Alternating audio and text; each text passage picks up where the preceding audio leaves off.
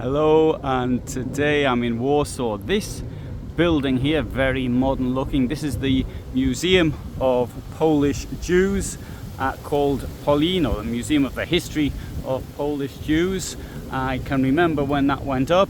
Indeed, I've got video from this very spot where there's nothing actually there. But today I'm going to talk about this. This appeared many years earlier. This is the monument to the Warsaw Ghetto. Now there's a number of monuments, even something like this, which was put up quite recently, but this dates back to 1948. And have a look at it, and I'll tell you some things, unusual things about the story of it. Now, this is the heart of the Warsaw Ghetto. The first shots in the ghetto uprising of the 19th of April 1943 were fired here. So on this side we can see, other than the bright sunshine, I'm going to have to bring this up. Oh, I can't even see the thing at all now. There we go. So we can see the fate of the people being pushed along. So you can see the poverty. Yeah, we can also see there's a helmet. There you go. There's a helmet there showing who those responsible are. So it's got the typical German helmet that was used, Stahlhelm, and so they're the people being pushed along to their deaths, and you can see even the poverty of them, and you can see that in some cases the bare skin. I think it's meant to be the skin anyway, and that they're starving. Right, now we'll come round to the other side. Now this is often thought to be the rear. Now it was to this monument that Willy Brandt came in 1970 and talked of forgiveness. He knelt down in the snow and ice in front of the monument.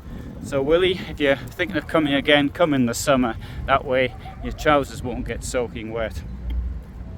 Now here, often seen as the resistance point, and this, in my opinion, is rather reminiscent of communist art or socialist art. So when you see the brave features of the workers, I don't know if that's entirely true in this case, and maybe I'm exaggerating a bit. Now what we can see here, first of all, we can see what's written down here. So it's written in 3 languages: Naród Żydowski, swym bojownikom I męczennikom. To the Jewish people, it's fighters and it's sufferers or martyrs. Yeah, I'll read this one here for you. If you can speak German, you'll understand it. Deutsch jüdischer Volk, seine Kämpfer und Martyrer. It's the same as in Polish. And that's in Hebrew, and I can't read that. I can read it. I'll probably pronounce it wrongly. Anyway, so I think this is meant to be Mordechai Anielewicz in the center. I'm not actually certain. What we can see in the background are the flames of the ghetto, which was deliberately burnt by the Nazis. Now, the stone is alleged to have come from a stone that was bought specially for Hitler's victory and ordered by Albert Speer. Anyway, I checked this, and guess what? It's true. I thought it wasn't going to be true. I thought it was going to be completely untrue. Now, the stone itself comes from a place in Sweden, the name of which I can't. Hamelostrom, and that's definitely Hamelstrand, something like that. It is 50 kilometers approximately to the south of the Norwegian-Swedish border, and it's on the coast. So that sort of you can find that one on the map, and anybody from Sweden can have a laugh at my pronunciation. And this stone was actually used in other things. This was meant to be in one of the was it the Palace of the People or something? Speer was going to build with a I've forgotten the name of it now, but anyway.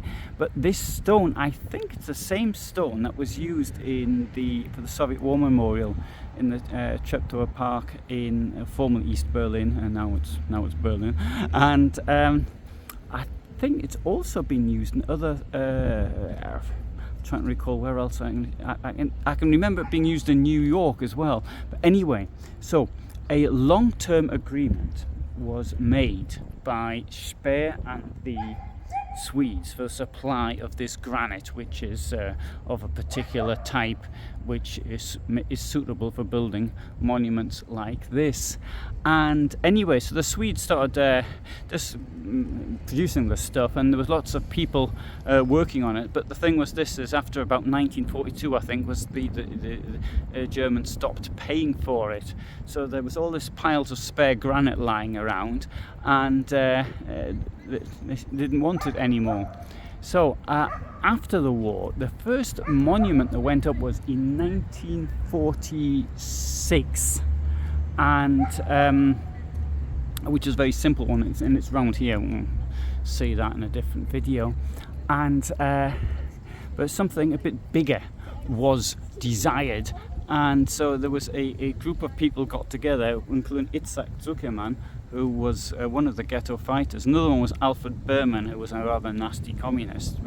And there were other people on this committee. And anyway, they managed to raise enough money to buy the stone from Sweden. Now, it is alleged that the Swedes sold it to them twice, the same stone twice. The money was raised in Sweden by a Jewish organisation to actually pay for it. Now, I've got a suspicion that they got this on the cheap, because it could have been paid for twice and not delivered. I don't know. But in any case, it was originally designed for the Hitler's monument to the victory, which didn't happen. But that victory monument wasn't going to be built here in Warsaw. It was going to be built in Berlin. Anyway, so here I've got this really nice park, and this used to be all open, but before the war it wasn't. On this site there were barracks here in Tsarist times, and even up until around, I think at the beginning of the Second World War, there were military buildings here as well. But once this became the ghetto, then it was obviously just used by Jewish people, because any non-Jews were kicked out. They had to leave when the ghetto was closed in November 1940. None of the buildings around here are original. There are still ghetto buildings that can be seen, but they are further south, and then parts of the ghetto which was closed off in 1942. So the design of this, there was many designs put forward, but it was in the process of getting built for about 20 years. And right now, they changed the layout of it since that was built. So things aren't. At least that's what it seems to me. Either that or my memory's gone. So we'll have a look at this monument here, which is this is the first monument, right? So this is the 1946 monument. So this is put on the 3rd anniversary of the thing. So I'll read it to you in English. I'll translate it. Those that fell in an example of a heroic fight for the godność, it's like respectability, but it's not that. Something like respectability and freedom of the Jewish people, and in a free Poland, and for the liberation of man. And there, and this here, there you go. This also goes with it. That's a B in Hebrew. I'm sorry, put it down. So and that has symbolism related to the Bible, Torah. There we've got Jan Karski, who Jan delivered news of the Holocaust. He was said in his book that he managed to get himself into the Belzec death camp. I don't think that's true. I think he was at a transit camp, which was vis-a-vis the railway station at Izbica. That's my opinion, but I could be wrong, of course. But he was a courier, very curious life, and born in a Catholic family in Łódź. And but everybody around him, most people around him, were Jewish, so he's quite well disposed. Well disposed towards Jewish people. And anyway, he delivered an account of the Holocaust. He smuggled himself into the Warsaw Ghetto. He spoke to people in the ghetto, and he delivered a report to Winston Churchill and indeed to I think it was head of the Supreme Court, who was Felix Frankfurter, who was Jewish, but Frankfurter said he didn't believe him. Later he said what he should have said was, I'll quote him directly, what I should have said was, I couldn't believe him. And when he referred to the Holocaust. Anyway, I'll do a longer video on him. So, little walk around here in Warsaw, and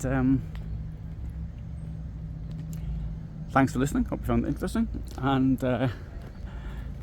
I upload every Friday and every Tuesday, and my specialist area is in the Holocaust. Oh, I'll just mention this as well. Here we go. This stone was over there somewhere once before. There you go. This is for Żegota, which was the Relief Council for Jews. Oh, there you go. It's actually written in English. The organisation established by the Polish underground state to rescue Jews from the Holocaust. It was the only such organisation in German-occupied Europe which was sponsored and funded by its government in exile.